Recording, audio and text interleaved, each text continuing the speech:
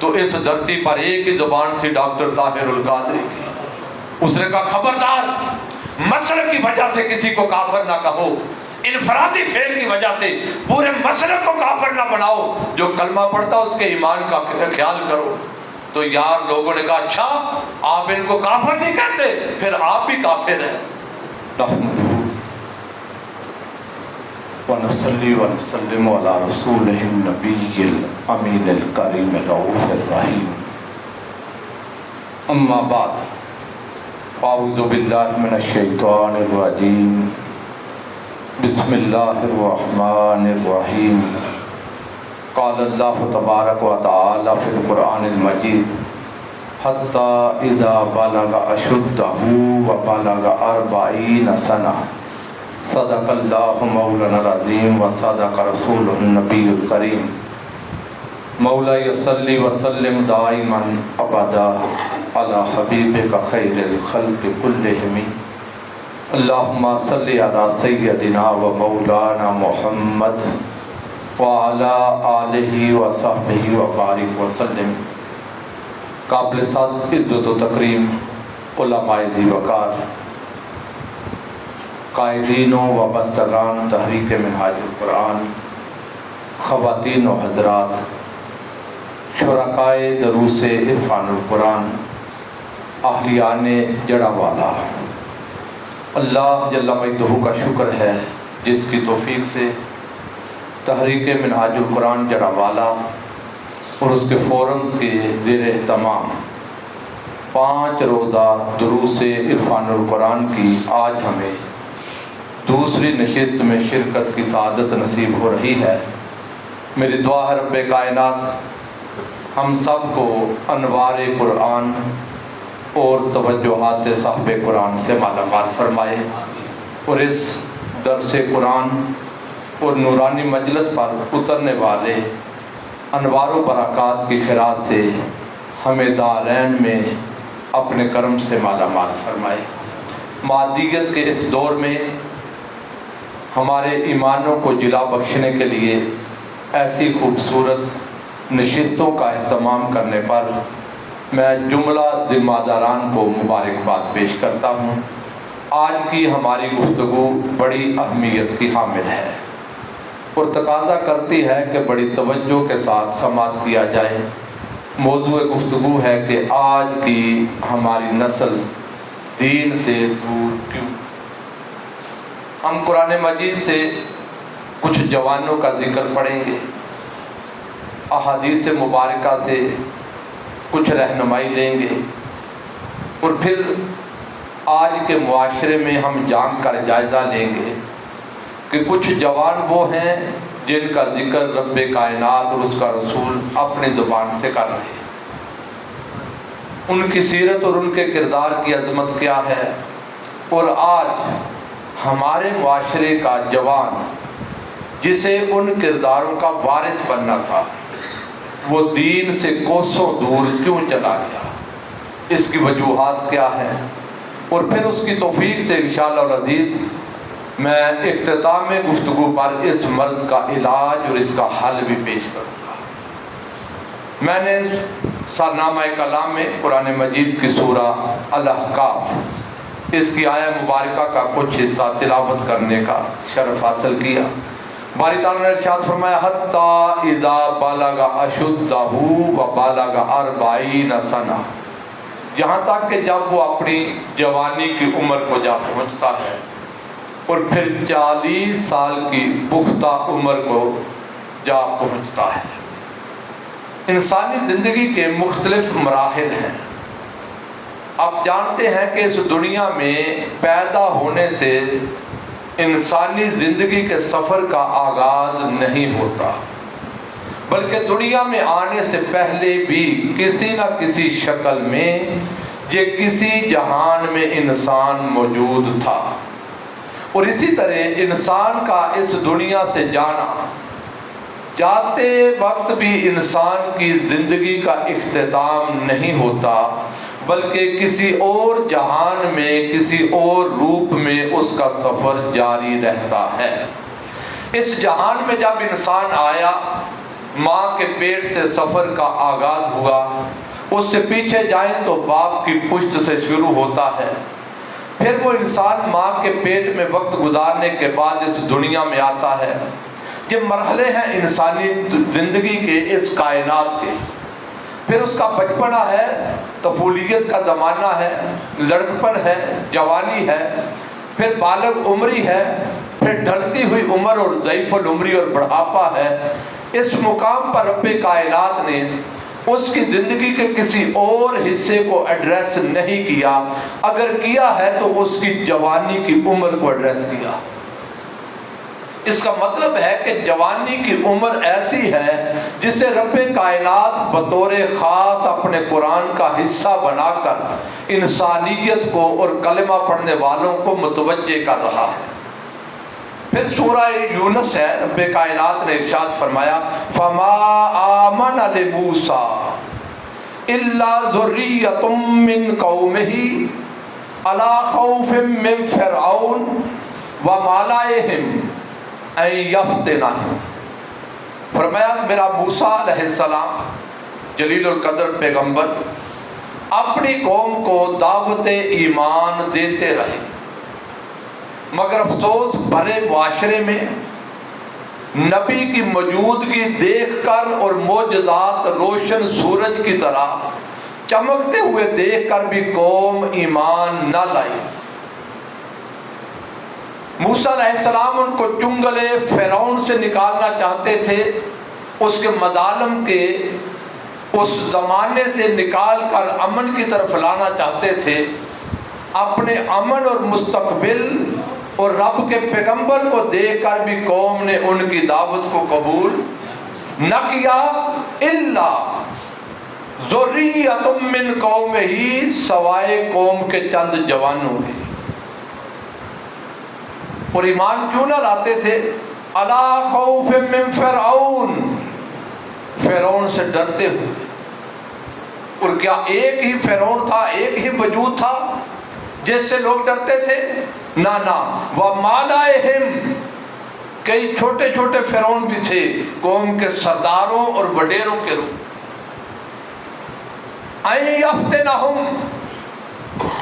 ڈرتے تھے کہ کہیں یہ قوم کے سردار، وڈیرے، طاقتور لوگ اور فرعون ایمان لانے کی وجہ سے ان کو مصیبتوں میں نہ دھکیل دیں، اپنی جان، اپنی عیال، کاروبار، معاملات، ان کے پیش نظر یہ لوگ رب کے پیغمبر کو بھی قبول کرنے کے لیے تیار۔ اور اگر کسی نے اس لمحے ایمان کی دعوت پر لبیک کہا تو وہ سوائے قوم کے چند جوانوں کے کوئی اور نہ تھا۔ اس کا مطلب یہ ہے کہ اگر ظالم کے سامنے کوئی سینہ سپر ہو سکتا ہے اور اس کے ظلم کو للکار سکتا ہے تو وہ عمر کے کسی اور حصے کی بنسبت جوانی کی عمر زیادہ اہمیت کی حامل ہے۔ اور بھری قوم میں وہ جو چند جوان کلمہ پڑھنے والے تھے رب کائنات کو اتنے پسند آئے کہ ان کا ذکر قرآن بنا کر قیامت تک کائنات کا رب ان کی عظمتوں کا اظہار کر رہا ہے۔ پھر رب کائنات نے ایک اور مقام پر سورۃ الکہف ارشاد فرمایا انہم فتیۃ آمنوا بربہم وزدناہم ہدا۔ یہ جو ہم سورہ کہف پڑھتے ہیں نا، یا ہمارے ہاں عموماً خواتین گھروں میں جمعہ کے دن سورۃ الکہف کو پڑھتے ہوئے ترجیح دیتی ہیں۔ یہ سورۃ الکہف کیا ہے؟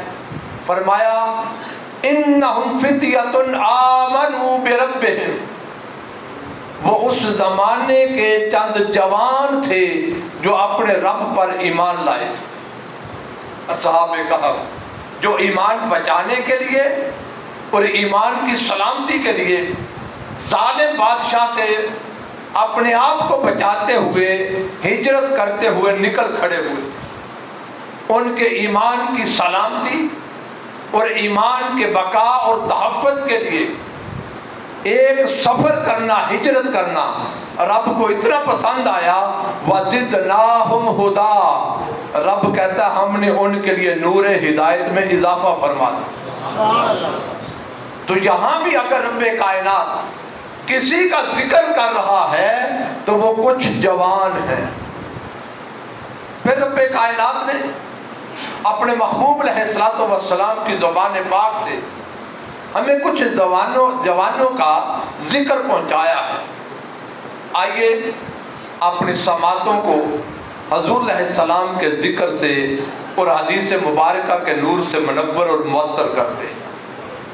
آقا علیہ السلام نے فرمایا ان اللہ تعالی یباہی بالشاب العابد الملائکہ، اس زمین کے سینے پر کچھ جوان ایسے بستے ہیں جن پر کائنات کا رب اپنے عرش پر بیٹھ کر فخر کرتا ہے۔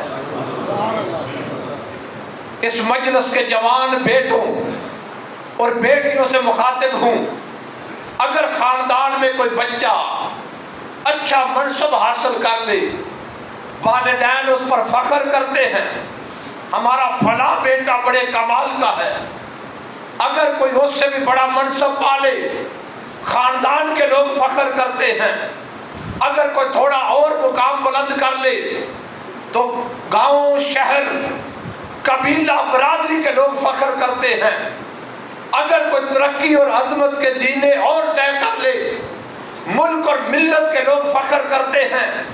ارے کسی پر فخر والدین کرتے ہیں، کسی پر فخر خاندان کرتا ہے، کسی پر فخر قوم اور برادری قبیلہ کرتا ہے، کسی پر فخر ملک اور ملت کے لوگ کرتے ہیں۔ قربان جاؤں اس جوان کی جوانی پر جس پر فخر کائنات کا رب کرتا ہے،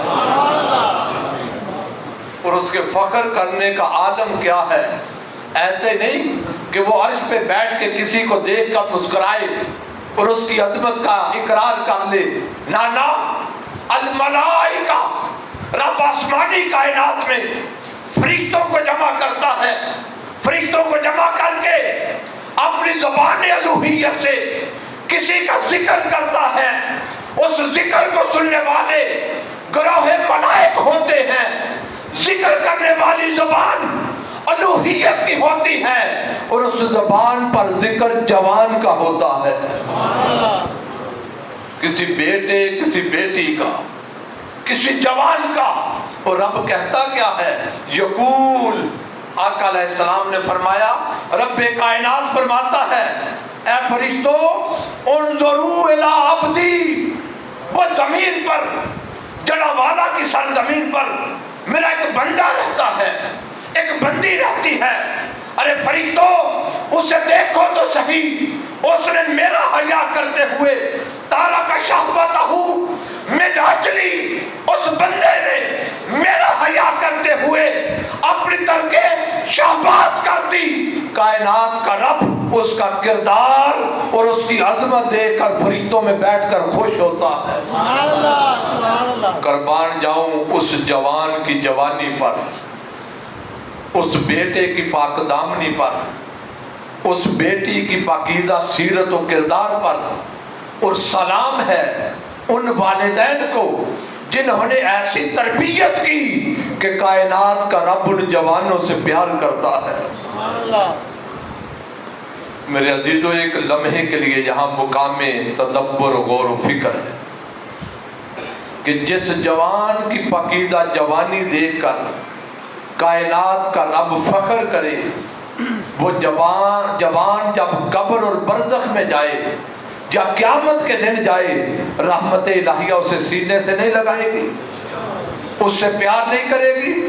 اور پھر سنیے میرے آقا علیہ الصلوۃ والسلام نے ارشاد فرمایا ان اللہ تعالی یحب الشاب العابد، کچھ جوان ایسے ہوتے ہیں، وہ مردوں میں بھی ہوتے ہیں عورتوں میں بھی، فرمایا کچھ جوان ایسے بھی ہوتے ہیں کائنات کا رب ان سے محبت کرتا ہے۔ کوئی جوان، اس دھرتی کا انسان، کلمہ گو، یہ رمضان کا خوبصورت موسم ہے، آپ صبح جلدی اٹھے سحری کرنے کے لیے، اور ہماری مائیں بہنیں تو ہم سے بھی پہلے اٹھی ہماری سحری کا اہتمام کرنے کے لیے۔ آپ کی ابھی نیند بھی پوری نہیں ہوئی، آپ بستر سے اٹھ گئے، نماز تہجد ادا کی، نماز فجر ادا کی، لوگ بستروں پر گئے آرام کرنے کے لیے، آپ بستر پر نہ گئے، منہاج القرآن کے سینٹر میں آئے تاکہ قرآن کا بات سنیں، خدا کی پیار بڑی باتیں سنیں، اس کے مصطفیٰ کی سیرت کا ذکر سن کر ان سینوں کو ٹھنڈا کریں۔ آپ نے آرام چھوڑا، جہاں سے نکلیں گے اپنے سکول، کالج، ذمہ دارہ کام کاج، دھندے کے لیے جائیں گے، وقت اذان ظہر ہوگا، آپ کاروبار چھوڑ کر مسجد کی طرف چلیں گے، شام کو تھکے ہارے گھر آئے، دن کا روزہ تھا، بھوک تھی، پیاس تھی، آپ نے افطار کیا، جسم تھکا ہوا ہے، صبح سویرے کا اٹھا ہوا انسان جسم تقاضا کرتا آرام کیا جائے، آپ بستر پر نہیں جاتے، نماز تراویح ادا کرنے کے لیے مسجد گئے، تھکے ہارے گھر آئے، بستر پر لیٹے آرام کرنے لگے، ابھی جسم کی تھکاوٹ نہ اتری تھی، آپ پچھلا پہر ہوا پھر اٹھ گئے، وضو کر کے مصلی پہ آئے، کوئی پوچھے گرمی کا موسم روزہ کیوں رکھتے ہو؟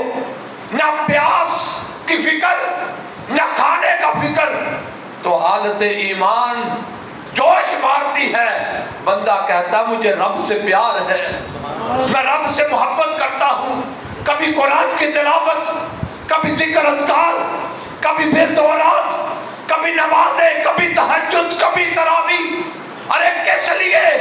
ہر بندے کی زبان پر ایک ہی آواز ہوگی، مجھے رب سے محبت ہے۔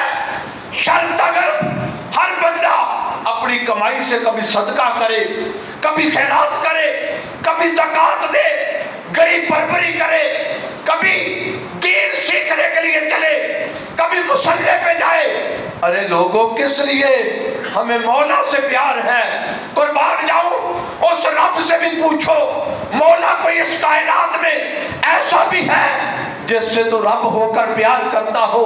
فرمایا ہاں ہاں، جو جوان اپنی جوانی پاکیزہ کر لے، جو جوان جوانی میں توبہ کر لے، وہ جوان جو جوانی میں اللہ کی حضور عبادت میں گر جائے، میں رب اس سے پیار کرتا ہوں، سبحان اللہ، سبحان اللہ، میں رب اس سے پیار کرتا ہوں۔ کون جوان جو ان جبینوں کو سجدوں کے نور سے منور کر لے، وہ جوان جو ان سینوں کی اجڑی بستیوں کو حضور کی محبت سے پھر آباد کر لے، وہ جوان جس کی زبان پر درود و سلام کے نغمے جاری ہو جائیں، وہ جوان جس کی زبان پر مولا کا نام آ جائے اور جوانی ستھری اور پاکیزہ کر لے، رب کہتا ہے اس جوان سے میں رب محبت کرتا ہوں۔ آئیے میرے بھائیوں، میری بہنوں، آقا علیہ السلام کا فرمان عالی شان سنیے۔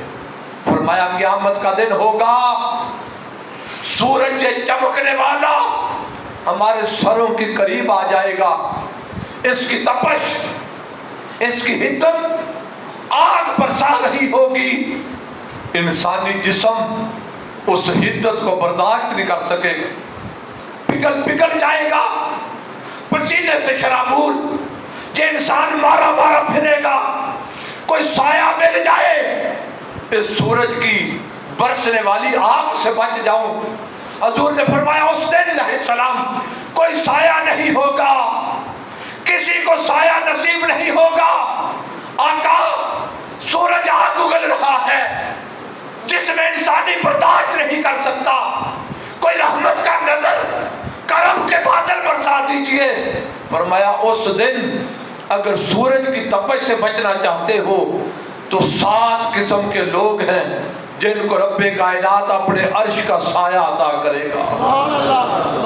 اس دن کوئی سایہ نہیں ہوگا، 7 قسم کے لوگ جن کو رحمت الہیہ، عرش الہیہ کا سایہ ملے گا۔ آقا وہ کون خوش نصیب؟ فرمایا ایک وہ جو جوانی میں اللہ کے حضور توبہ کر لے، اپنی جوانی اللہ کی عبادت میں گزارے، للہیت میں گزارے، سجدے اور رکوع میں گزارے، اور جوانی کے نشے اور طاقت میں رب اور رسول کو نہ بھولے، رب اسے عرش کا سایہ عطا کرے گا۔ جوانوں، اس جوانی کو پاکیزہ کر لو۔ خدا کی قسم، جن کی جوانیاں ستھری ہو جائیں، رب کائنات کی رحمت ان کو سینے سے لگاتی ہے۔ مصطفیٰ کریم ان جوانوں کو کملی کا سایہ دیتے ہیں۔ آج یہ زندگی، اس منہاج القرآن کے سینٹر سے پیغام لے جاؤ، یہ زندگی کسی سے وفا نہیں کرتی، یہ زندگی کسی سے وفا نہیں کرتی۔ ہر کوئی گیا، رہنا ہم نے بھی نہیں، کوئی آج جائے یا کل جائے۔ آج جوانی ستھری کر لو، زندگی ستھری کر لو، زندگی پاکیزہ کر لو، کل قبر میں مصطفیٰ کا سامنا کرنا ہے، کل رب کائنات کو اپنے اعمال کا حساب پیش کرنا ہے۔ تحریک منہاج القرآن رب سے دور ہوتی ہے اس مخلوق کو، اور اپنے نبی سے دور ہوتی ہے اس امت کو، اور کلمہ پڑھنے والوں کو رمضان کے اس موسم میں اکٹھا کر کے 5 دن یہ صدا سناتی ہے کہ لوگوں آؤ، اپنے رب کی طرف پلٹ آؤ، امتیوں آؤ، اپنے نبی کی طرف پلٹ آؤ، کلمہ پڑھنے والوں قرآن کے تعلیم اور نور کی طرف پلٹ آؤ۔ ایک تو یہ جوان ہے جن کا ذکر کائنات کا رب کر رہا ہے، جن کا ذکر آقا علیہ الصلوۃ والسلام کر رہے ہیں، اور ایک ہمارے معاشرے کا جوان ہے جن کی زندگیوں میں والدین کا ادب نہیں رہا۔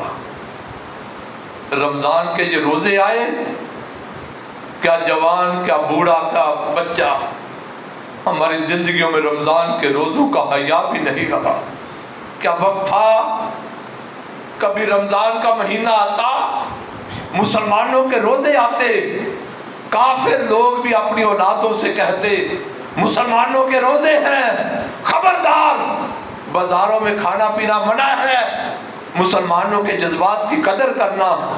ارے کافر لوگ جس مہینے کا ادب کرتے، آج کلمہ پڑھنے والے اس مہینے کا ادب چھوڑتے جا رہے ہیں۔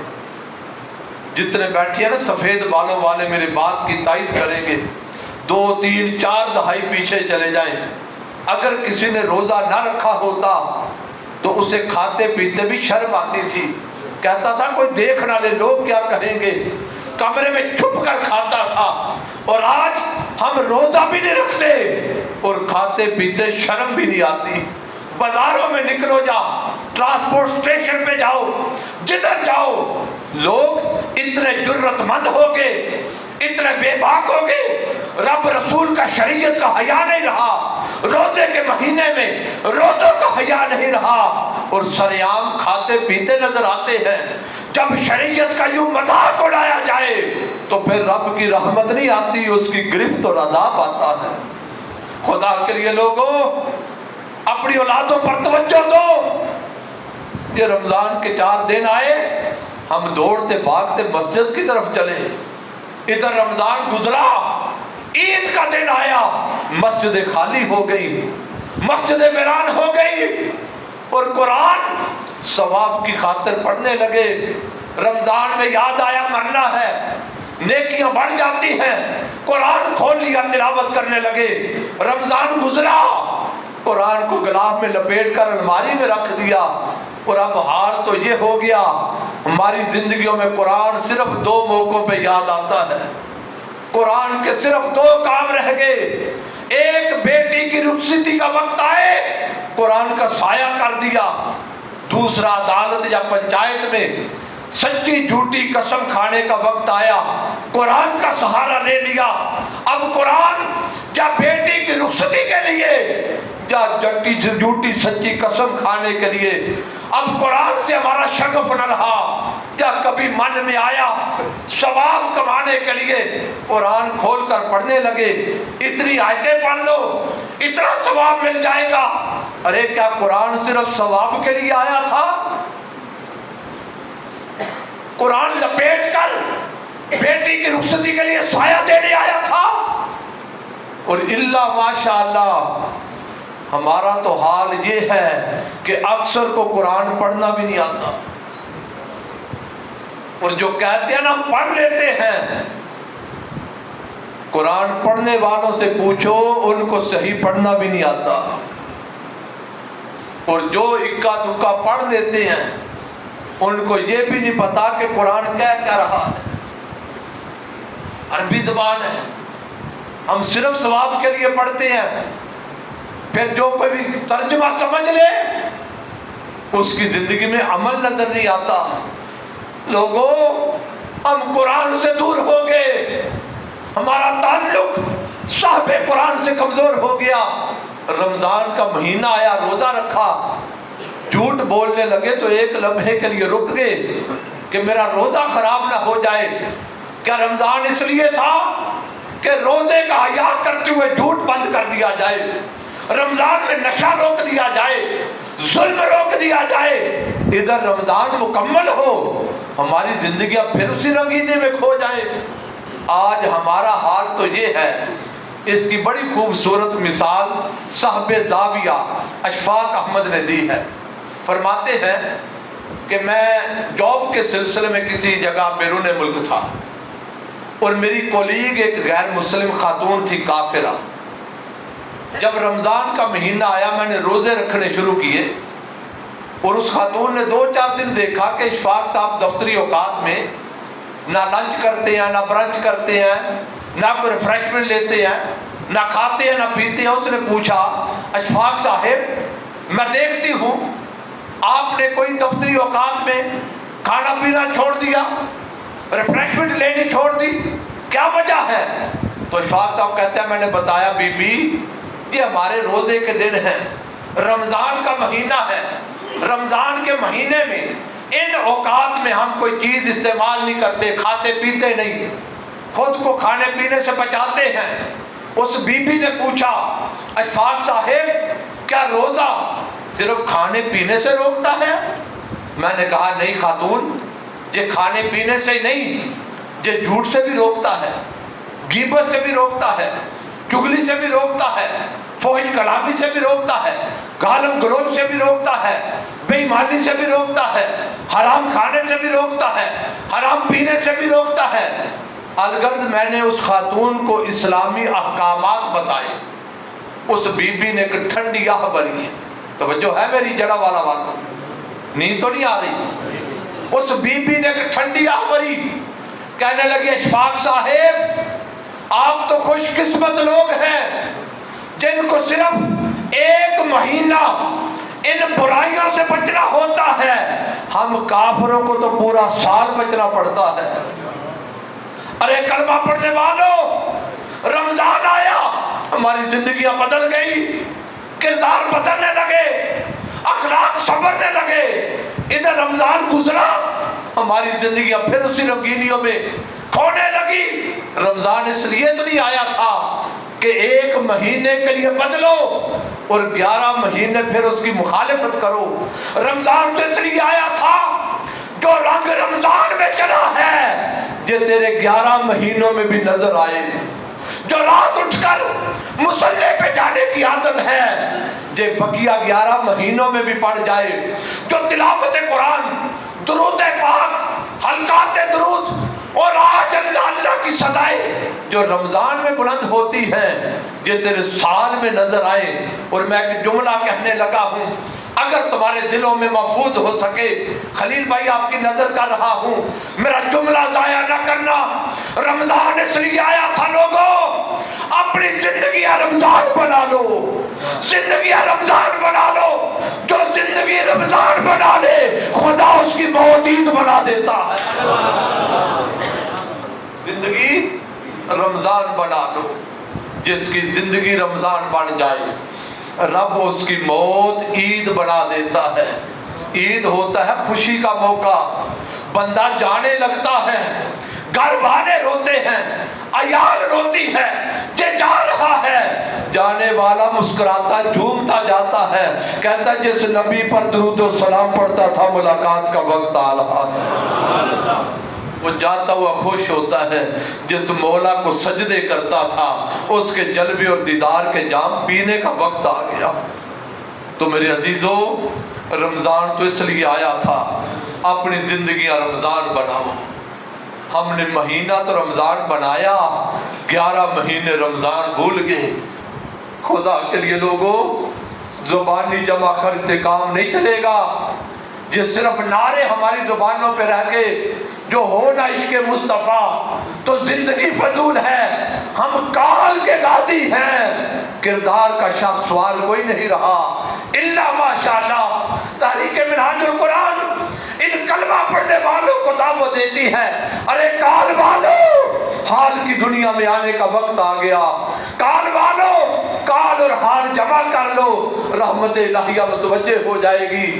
تو میں سے کر رہا تھا، ایک وہ جوان جس کا ذکر کائنات کا رب کرے، جس کا ذکر اس کا محبوب کرے، اور ایک آج ہمارے معاشرے کا جوان نماز بھی گئی، روزہ بھی گیا، حلال حرام کی تمیز بھی گئی، والدین کی آنکھوں میں آنسو، اولاد کے دکھوں کی وجہ سے ہمارا جوان جو کرداروں کا وارث ہونا تھا آج دین سے دور ہو گیا، خدا کے وجود کا انکار کرنے لگا، رسول کے دین اور شریعت کا انکار کرنے لگا۔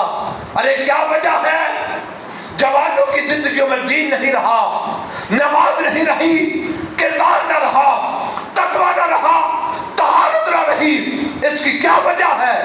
اس کی کئی وجوہات ہوں گی، کئی وجوہات، مگر اس میں ایک بڑی وجہ اولاد کا دین سے دور ہونا، ایک بڑی وجہ ہم والدین خود ہیں۔ اگر ہم چاہتے ہیں اولاد دین کی طرف آ جائے تو اولاد کو لانے سے پہلے والدین کو دین کی طرف آنا ہوگا۔ اگر ہم چاہتے ہیں اولاد کا تعلق مصلی سے جڑے تو اولاد کا تعلق جوڑنے کے لیے پہلے والدین کو جوڑنا ہوگا۔ ہم والدین کی زندگیوں میں دین نہیں رہا، اولاد کہاں سے وراثت لے، کہاں سے سیکھے؟ رب کائنات نے ارشاد فرمایا، یا ایھا الذین آمنوا قوا انفسکم واہلیکم نارا۔ کلمہ پڑھنے والوں، خود کو بھی بچاؤ، اپنے خانوادوں کو بھی بچاؤ دوزخ کی آگ سے۔ ہم کہتے ہیں اولاد کو نماز پڑھ، اولاد والدین کو پڑھتے نہیں دیکھتی۔ آپ بتاؤ، وہ والدین کو جو دیکھتی ہے وہ کرے یا جو والدین کہتے ہیں وہ کرے؟ جڑا والا کے پڑھے لکھے صاحب فکر لوگ بیٹھے ہیں، آج کی سائنس کہتی ہے کہ اولاد وہ کچھ کم کرتی ہے جو والدین کہتے ہیں، اور وہ زیادہ کرتی ہے جو والدین کو کرتے ہوئے دیکھتی ہے۔ والدین حلال حرام کی تمیز نہ کرے، اولاد حلال کہاں سے سیکھے؟ والدین جھوٹ پر زندگی گزارے، اولاد سچ کہاں سے سیکھے؟ والدین حرام کی کمائی سے پرورش کریں، اولاد حلال کہاں سے سیکھے؟ ہم دنیا کی جھوٹی عزت کی خاطر حرام اکٹھا کریں، اولاد کو حلال کی تعلیم کہاں سے ملے؟ ہمیں سجدوں کی توفیق نہیں، اولاد سجدے کہاں سے سیکھے؟ اگر ہم چاہتے ہیں اولاد اچھی ہو جائے تو والدین کو اچھا ہونا پڑے گا۔ آئیے آقا علیہ السلام کی حدیث سنیے، ہم والدین کس طرح ذمہ دار ہیں۔ فرمایا کل مولود یولد علی الفطرہ، حضور نے فرمایا ہر پیدا ہونے والا بچہ ہو یا بچی وہ فطرت پر پیدا ہوتی ہے، فطرت سلیمہ ہے، اسلام ہے، پیدا ہونے والا اسلام پر ہوتا ہے۔ فَأَبَوَاهُ يُحَوِّدَانِهِ او يُنَصِّرَانِهِ او يُمَجِّسَانِهِ، فرمایا جو اس کے والدین ہوتے ہیں جو اولاد کو مجوسی بناتے ہیں، نصرانی بناتے ہیں، یہودی بناتے ہیں، اگر ہم نیچے آ جائیں تو اس کا مطلب ہے کہ والدین ہی ہوتے ہیں جو اولاد کو بد کردار، فاسق اور فاجر بناتے ہیں۔ والدین ماحول دیتے ہیں۔ آج اولاد سے دکھی ہو جائے نا تو ماں اور والد یہ تو کہتے ہیں الجنت تحت اقدام الامہات، اولاد قدر کر، تجھے پتہ نہیں ماں کے قدموں کے نیچے جنت ہے۔ کہیں یہ حدیث آتی ہے ہما جنتک و نارک، یہ والدین تیری دوزخ بھی ہے تیری جنت بھی ہے. ہم نے صرف اس کا ایک مطلب جاننا، وہ یہ کہ والدین کی خدمت کرو جنت ملے گی. ماں کے آگے نہیں بولنا جنت ملے گی، ادب کرو. یہ بات درست ہے مگر یہ بات مکمل نہیں، یہ آدھی ہے، یہ ایک پہلو ہے. ہما جنتک و نارک، یہ تیرے ماں باپ تیرے لیے جنت بھی ہے دوزخ بھی.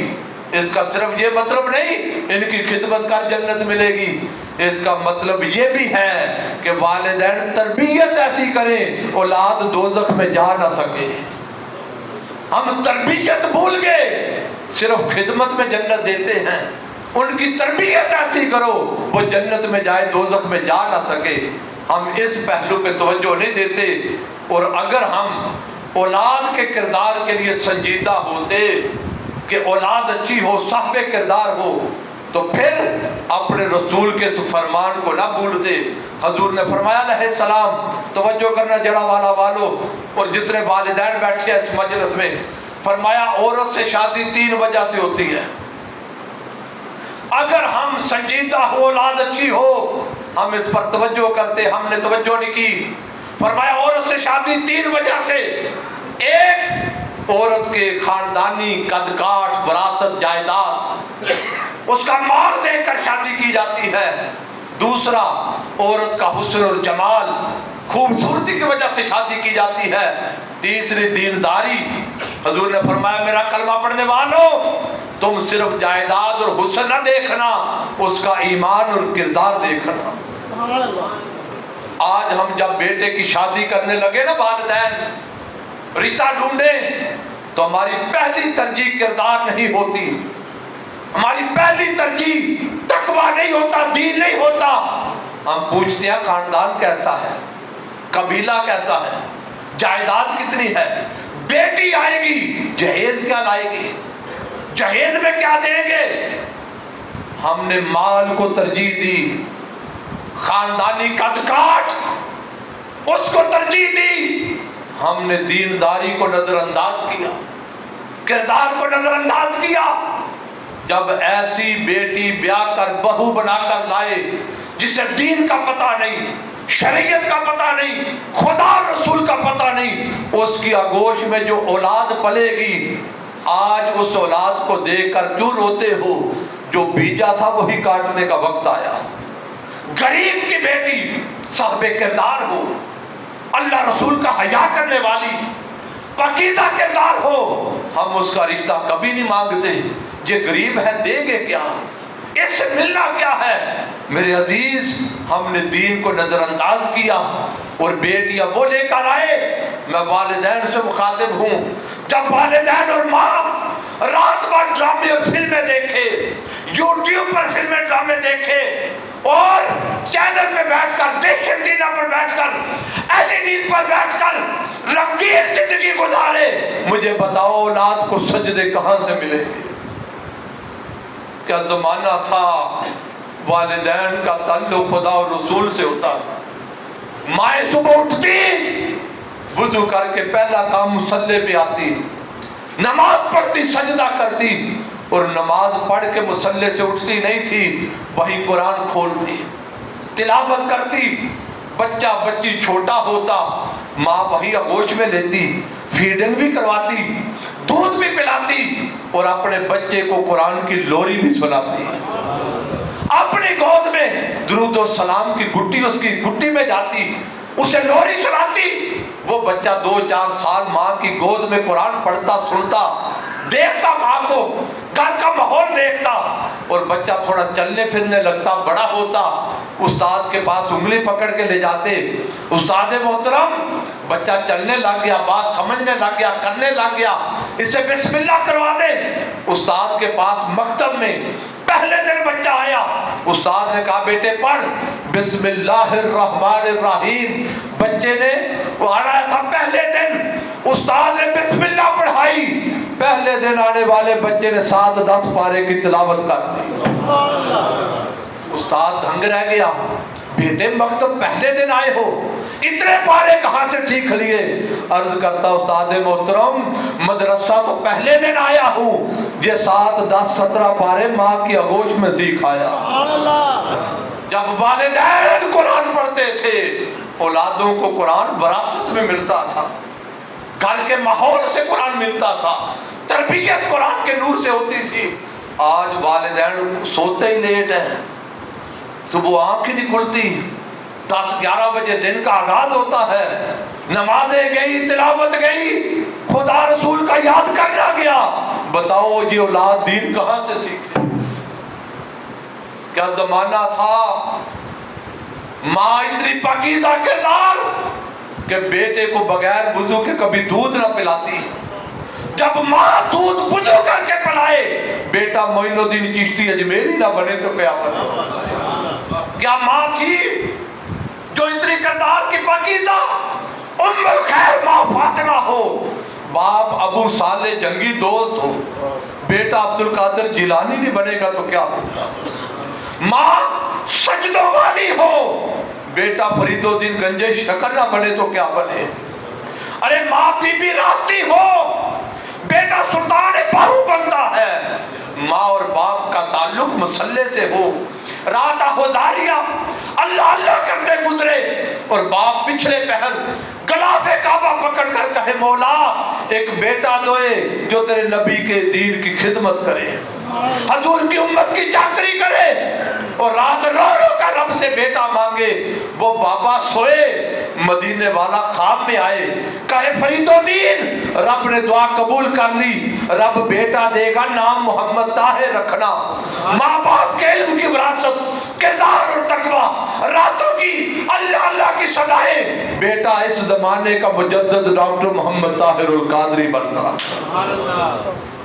میرے عزیزوں آئیے ذرا قرآن سے پوچھئے اولادوں کی تربیت اور تعلیم کیسے ہوتی ہے؟ میں صرف آپ کو متوجہ کرتے ہوئے پیغام دینے کے لیے 2 آیتیں پیش کر رہا ہوں۔ ہمارے اگر اولاد نہ ہو کسی کے، بیٹے بیٹی کی شادی ہو گئی، سال گزرا 2 سال گزرے اولاد نہیں ہوئی، جتنے بھی اولاد ہیں میں دعا کرتا ہوں قرآن کی نورانی مجالس کا صدقہ اور صاحب قرآن کا وسیلہ رب سب کے دامن ہرے بھرے کرے۔ اگر کسی کی اولاد نہ ہو نا تو ہم ڈاکٹر کے پاس جاتے ہیں، جناب چیک اپ کریں، ان کا علاج معالجہ کریں، پیروں کے پاس جاتے ہیں، حضرت جی دعا کریں، ہوتا ہے نا ایسا۔ ایک رب کے پیغمبر ہیں زکریا علیہ السلام، اولاد نہیں بیٹا مانگنا ہے، ان کا بیٹا مانگنے کا ڈنگ بھی دیکھو۔ ایک پیغمبر ہے ابراہیم علیہ السلام، اولاد نہیں بیٹا مانگنا ہے، رب نے اسماعیل اور اسحاق دینے ہیں، ان کا مانگنے کا طریقہ بھی دیکھ لو۔ اور آج ہم اپنے معاشرے کا جائزہ لیں۔ یہ سورہ آل عمران ہے۔ سیدنا زکریا علیہ السلام عرض کرتے ہیں قال رب ہب لی من لدنک ذریۃ طیبۃ۔ زکریا کہتے ہیں علیہ السلام پروردگار اپنی بارگاہ سے پاکیزہ بیٹا عطا کر، ذریۃ طیبہ، پاکیزہ بیٹا دے۔ ہم نے اولاد ہر لمحے مانگی، اپنے لیے بھی مانگی اور اپنی اولادوں کے لیے بھی مانگی، نانا نانی ہو یا دادا دادی، چچا تایا، جو بھی خاندان کے رشتے ہیں، ہر کوئی کہتا ہے کہ اس کی اولاد نہیں، اللہ اسے اولاد دے۔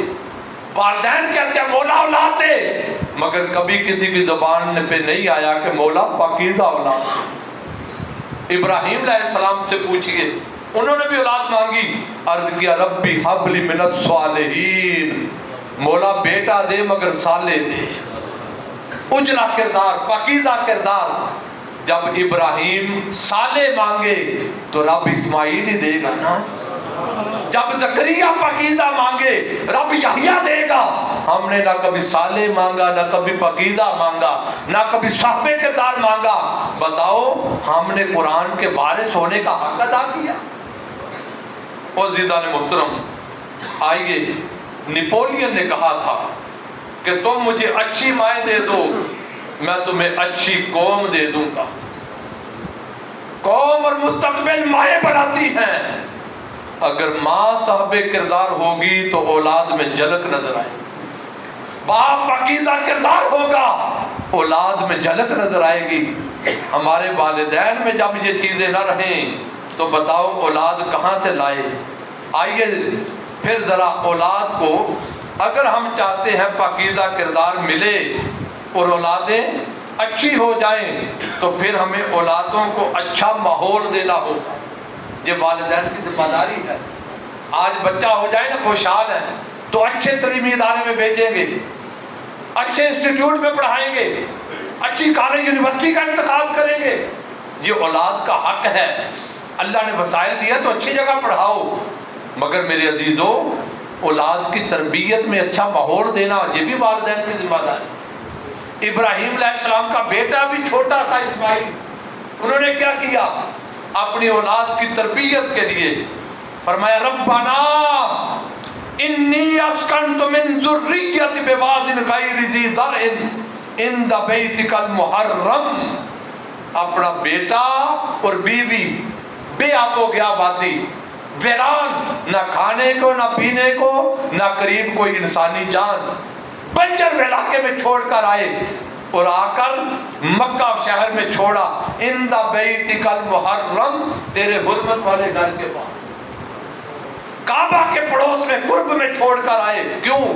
جو انوار الہیہ کعبہ پہ برسیں وہ میرے بیٹے کو بھی خیرات ملے، نورانی ماحول، پاکیزہ ماحول۔ ربنا لیقیم الصلاۃ، تاکہ یہ نماز قائم کرنے والے بن۔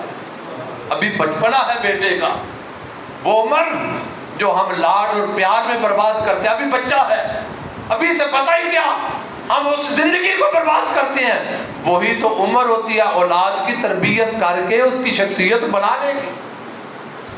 آج کی جدید سائنس یہ کہتی ہے، یہ جو 3 4 5 6 سال کی عمر ہے، 7 8 سال، ہم کہتے ہیں بچہ بچہ لاڈ پیار، سائنس کہتی ہے یہی عمر ہوتی ہے بچے کی شخصیت بنانے کی۔ آج کے پڑھے لکھے لوگ میری تائید کریں گے۔ اور صرف یہ عمر نہیں، آج سائنس کہتی ہے کہ بچہ جب ماں کے پیٹ میں ہوتا ہے گھر کا ماحول اندر اس کی شخصیت پہ اثر کرتا ہے۔ وہ ماں کے پیٹ میں سیکھتا ہے، وہ آغوش میں سیکھتا ہے، اور اس وقت جب بچہ ماں کے پیٹ میں پلے یا آغوش میں پلے ہم اس کی تربیت پر توجہ نہیں دیتے، پھر اب پچھتائے کیا ہو جب بڑا ہو گیا، نافرمان ہو گیا، ہمارے دائرہ کار سے نکل گیا، اب والدین روتے ہیں اولاد بات نہیں مانتی، ہماری تو ناک کٹوا دی۔ اے رونے والے، جب وقت تھا تو نے اس وقت تربیت نہیں کی، آنکھیں بند رکھی، آج پچھتانے کے سوا کیا ملے گا؟ تو ابراہیم علیہ السلام اپنی اولاد کو اس وقت تربیت کے لیے امت کو یہ پیغام دے رہے ہیں، اور رب تعالیٰ کو یہ ادا اتنی پسند آئی کہ قیامت تک انسانیت سے خطاب ہے، میرا ابراہیم اولاد کی فکر کرتے ہوئے ان کے بچپنے میں ان کی تربیت کر رہا ہے۔ اور یہاں میں ماؤں سے توجہ چاہتا ہوں، ابراہیم فلسطین میں رہتے علیہ السلام، چھوڑا ہے بیٹا اور بیوی مکہ میں، باپ کو کبھی مہینوں سالوں بعد آنا ہوتا، پھر واپس پلٹ جاتے۔ ابھی بیٹا 12 13 سال کی عمر میں آیا، بھاگنے دوڑنے کی عمر میں، ایک دن باپ آ کر کہنے لگا بیٹے میں دیکھتا ہوں تیری گردن پہ چھری چلاتا ہوں۔ تو بیٹے نے کہا والد گرامی دیر نہ کریں، یا ابت افعل ما تؤمر، جو رب نے کرنے کا حکم دیا کر دیجئے۔ ارے جان بچانے کی انسان کو بڑی ہوتی ہے، یہ بیٹے کو تربیت کس نے کی کہ باپ کے سامنے اپڑی کرنا؟ اگر گردن پہ چھری بھی چلوانی پڑے تو باپ کے ادب میں چلوا لینا۔ باپ تو فلسطین میں تھا، ماں کے پاس، یہ ماں نے تربیت کی تھی کہ بیٹے باپ کا ادب یوں کرتے ہیں۔ اور آج کی ماں اگر تربیت کرے تو بیٹوں پر اسماعیل علیہ السلام کا رنگ کیوں نظر نہ آئے؟ اور جملہ تلخ ہے، میں کہنا چاہتا ہوں، اگر آج باپ بیٹے کے بیٹی کی تربیت کرتے ہوئے غصے میں آ کر جھڑک دے تو ماں بچے کا ساتھ لیتی ہے۔ آپ تو اس کے پیچھے پڑے رہتے ہیں، ابھی بچہ ہی تو ہے۔ ماں اس کی ڈھارس بنا کر باپ کی انسلٹ بھی کرتی ہے اور بیٹے کو حوصلہ دے کر تربیت کے دائرے سے نکالتی بھی جاتی ہے۔ میرے عزیزوں، ایک تو میں نے عرض کیا والدین اولاد کو بگاڑنے اور ان کے دین سے دوری کا بڑا سبب ہے۔ دوسری بڑی وجہ ہمارے تعلیمی ادارے، بڑی معذرت کے ساتھ اگر کوئی اس بات سے ایگری نہ کرے، ہم اس سے آنکھیں بند نہیں کر سکتے۔ تعلیمی ادارے جس کا مقصد یہ تھا اقرا بسم ربک الذی خلق، پہلی وحی پڑھو اپنے رب کے نام سے، تو تعلیم کا مقصد تھا معرفت الہیہ۔ ہم نے اچھے اچھے ادارے ڈھونڈے تاکہ بچے اچھی تعلیم حاصل کریں۔ ان اداروں میں سب کچھ تھا مگر تربیت نہ تھی، کردار نہ تھا، اللہ رسول کی معرفت نہ تھی، اور بچے ان اداروں میں پڑھتے پڑھتے دہری اور دین سے دور ہونے لگے۔ ارے مقصد تعلیم بندے کا تعلق خدا سے جوڑنا، امتی کا تعلق نبی سے جوڑنا اور حضور کی سیرت پڑھانا تھا، تاکہ انسان جدید تعلیم کے ساتھ ساتھ اپنے نبی کی تعلیمات کے رنگ میں رنگتا چلا جائے۔ اس سکول کا ٹیچر ہمارے لیے رول ماڈل تھا، ہم نے اس سے سیکھنا تھا، وہاں سب کچھ تھا مگر کردار نہ تھا۔ تعلیمی اداروں میں صرف ڈگری کی دوڑ رہ گئی، نمبروں کی دوڑ رہ گئی، اور تعلیم کا مقصد صرف نوکری رہ گیا، تربیت اور کردار نہ رہا۔ اللہ ماشاءاللہ یہ کھاتے پیتے گھر کا بچہ تھا، والدین افورڈ کرتے تھے، ان کو ہم نے اچھے انسٹیٹیوٹ میں بھیجا، یہ کمزور والدین تھے، گھر کا چولہا نہیں جلتا تھا، اولاد ڈسیبل تھی، پڑھائی کے قابل نہ تھی، کھانے کو کچھ نہ تھا۔ ہم نے سوچا بھوک سے مرتا ہے، کیا کریں، اسے ہم نے مدرسہ بھیج دیا، روٹی تو مفت مل جائے گی نا، بچہ پڑھ تو جائے گا نا، 2-4 پارے حافظ بن جائے گا۔ ہم نے اسے مدرسہ بھیج دیا جو کسی کام کا نہیں تھا، اور جب مدرسے میں گیا، مدرسے محرومیت کا شکار، نہ حکومت نے سرپرستی کی، نہ مخیر اہل ثروت نے کی۔ مدرسے میں آیا، استاد نے پہلے دن ہی برتن پکڑائے، کہا جا کھانا مانگ کے لا۔ وہ ایک ایک دروازے پہ جا کر کھانا مانگنے لگا۔ مجھے بتاؤ جو ایک ایک دروازے پہ مانگے وہ کل آنکھوں میں آنکھیں ڈال کر دین کی تبلیغ کیسے کرے گا؟ پھر مدرسے کا ماحول، وہاں سب کچھ دین نہیں تھا، ہم نے تو دین کے لیے بھیجا۔ مدرسوں میں صرف مسلک رہ گیا، وہاں صرف مسلک ہے۔ جب مذہب رہ گیا، نمازیں پڑھ لو، روزے رکھ لو، دین نہیں رہا۔ دین ضابطہ حیات تھا ہمارے اندر۔ مدرسوں میں جب مسجدوں میں مسلک ہے، کسی کا جھگڑا داڑھی اتنی کر لو، کسی نے کہا امامہ اس رنگ کا باندھ لو، کسی نے کہا شلوار ادھر کر لو، کسی نے کہا ہاتھ ادھر باندھ لو، وہاں سارا دور مسلک پر تھا، عقیدے پر تھا، مصطفیٰ کے دین پہ نہیں تھا۔ مدرسوں میں تنگ نظری تھی، شدت پسندی تھی، حال اور کال میں فرق تھا۔ اللہ ماشاءاللہ جہاں اچھے ہیں ان سے معافی کا خواستگار، وہاں صرف کال ہی کال رہ گیا، حال نظر نہ آیا۔ ہمارے ممبروں سے گالیاں دی جانے لگی، سب کچھ تھا، ہمارے ممبروں اور مدرسوں میں علم نظر نہ آیا۔ اگر کہیں تھوڑا بہت تھا وہاں کال ہی کال تھا، حال نظر نہ آیا۔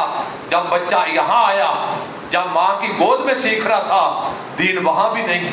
سکول گیا، دین وہاں نہ ملا، مدرسہ گیا، دین وہاں نہ ملا۔ مجھے بتاؤ بچہ کہاں سے سیکھے؟ اس نسل کا قصور کیا ہے؟ ہم نے وسعت ظرف نہ دی، وسعت علم نہ دی، تقویٰ اور کردار نہ دیا، اولاد کہاں سے سیکھتی؟ اور جب اقبال نے یہ حال دیکھا، اقبال تڑپا، کہنے لگا اٹھا میں مدرسہ و خانقاہ سے غمناک، اٹھا میں مدرسہ و خانقاہ سے غمناک، نہ زندگی، نہ محبت، نہ معرفت، نہ نگاہ۔ وہاں نگاہ بصیرت نہیں ملتی، محبت کے بول نہیں ملتے، نفرتیں، قدورتیں۔ ارے مدرسے مساجد کس لیے تھے؟ دین کی تعلیم کی آبیاری ہوتی، لوگوں کو دین کی طرف بلایا جاتا۔ کیا لوگ تھے؟ حضور کی سیرت پر عمل کرتے۔ معین الدین اس دھرتی پر آیا، 90 لاکھ کافر کو کلمہ پڑھایا. اور آج ہمارے ملا اس منبر پر بیٹھنے والے، انہوں نے زندگی میں کسی کافر کو کلمہ کیا پڑھانا تھا، انہوں نے تو ساری زندگی مسلمانوں کو کافر بنانے پہ لگا دی. جو ہمارے مسلک کا نہیں وہ کافر ہے، جو ہمارے پیر کا مرید نہیں کسی اور پیر کا مرید ہے وہ کافر ہے، جو ہمارے جیسی رسوم نہیں کرتا وہ کافر ہے. ہم نے ساری زندگی مسلمانوں کو کافر ہی بنایا. اسلام کہاں سے ملتا؟ اور یہاں بڑی خوبصورت مثال دیا ہے احسان ظفر نے، اللہ اس کی مغفرت فرمائے. آپ کا وفاقی وزیر رہا، پاکستان کا نامور وکیل تھا. وہ ہندوستان کے دورے پہ گیا، ہندوستان کے صحافیوں سے ملاقات ہوئی. انہوں نے پوچھا ظفر صاحب آپ کے مسلمانوں پاکستان میں مسلمانوں کی تعداد کتنی ہے؟ کہتے میں نے اس دور کی جو ہماری مردم شماری تھی اس کے مطابق بتایا 14 کروڑ. بڑی مجلس میں وہ صحافی کہنے لگا ظفر صاحب آپ تو انٹلیکچوئل دانشور آدمی ہیں، ذمہ دار آدمی ہیں، وفاقی وزیر ہیں، افسوس اتنا بڑا آدمی بڑی محفل میں جھوٹ بول رہا ہے. میں نے کہا میرے عزیز میں نے جھوٹ نہیں بولا، یہ ہمارے پاکستان کا جو اعداد و شمار ہے وہ بتایا ہے. اس نے اخباروں کا پلندہ لہرایا، کہا ظفر صاحب پاکستان میں کوئی مسلمان نہیں بستا، وہاں کا بریلوی دیوبندی کو کافر کہتا ہے، دیوبندی وہابیوں کو کافر کہتا ہے، وہابی شیعہ کو کافر کہتا ہے. پاکستان میں سارے کافر بستے ہیں، کوئی مسلمان نہیں. کیا یہی ماحول نہیں ہمارا؟ اور آج تو تھوڑی جی آگ ٹھنڈی ہو گئی نا، ذرا کوئی 90-80 کی دہائی میں جان کر دیکھیں، بسیں کیا دیواریں کیا جگہ جگہ بھری ہوتی تھی کافر کافر فلاں کافر. کسی کو فتوے کفر کے ملتے، کسی کو شرک کے ملتے، کسی کو بدعت کے ملتے. اس زمانے میں جب ساری دنیا کافر بنا رہی تھی، اگر کلمہ پڑھنے کی وجہ سے کسی کا احترام اور اس کے ایمان کی گواہی کی بات کرتی تو اس دھرتی پر ایک ہی زبان تھی ڈاکٹر طاہر القادری کی. اس نے کہا خبردار مسلک کی وجہ سے کسی کو کافر نہ کہو، انفرادی فعل کی وجہ سے پورے مسلک کو کافر نہ بناؤ. جو کلمہ پڑھتا اس کے ایمان کا خیال کرو. تو یار لوگوں نے کہا اچھا آپ ان کو کافر نہیں کہتے، پھر آپ بھی کافر ہیں. جب اتحاد امت کی بات، کلمہ کی بات، ایمان کی بات، مصطفیٰ کی نسبت کی بات ڈاکٹر طاہر القادری کرتا تھا تو یاروں نے ہمیں بھی کفر کے فتوے دیے. 30-40 سال ہمیں یہ جنگ لڑنی پڑی. اور آج اللہ کا شکر یہ ہے وہ جو دوسروں کو کافر کہتے تھے اب ان کے ساتھ اب پیالہ بھی ہے، ہم نوالا بھی ہے. تو مارجے کا رہا، مدرسوں سے لوگوں نے سیکھنا تھا، وہاں مسلک رہ گیا، مذہب رہ گیا، دین نہ رہا. سکولوں سے سیکھنا تھا، تعلیم تو ملنے لگی، تربیت نہ تھی. گھر سے سیکھنا تھا، والدین سے وراثت لینی تھی، ہمارے گھروں میں دین نہ رہا. اب ایک جگہ بچی تھی، وہ ہماری تربیت گاہیں، روحانی خانقاہیں، آستانے، مشائخ کے پیر خانے تھے. کون والصادقین، جہاں کبھی دیکھتے عبد القادر جیلانی بیٹھے نظر آتے، کبھی آستانے پہ نظر پڑتی تاجدار سیال نظر آتے، کبھی پیر خانے کو دیکھتے تاجدار گولڑا مہر علی نظر آتے. کہیں تربیت لینی ہوتی جماعت علی نظر آتا، کسی نے لینی ہوتی طاہر علاؤدین نظر آتا.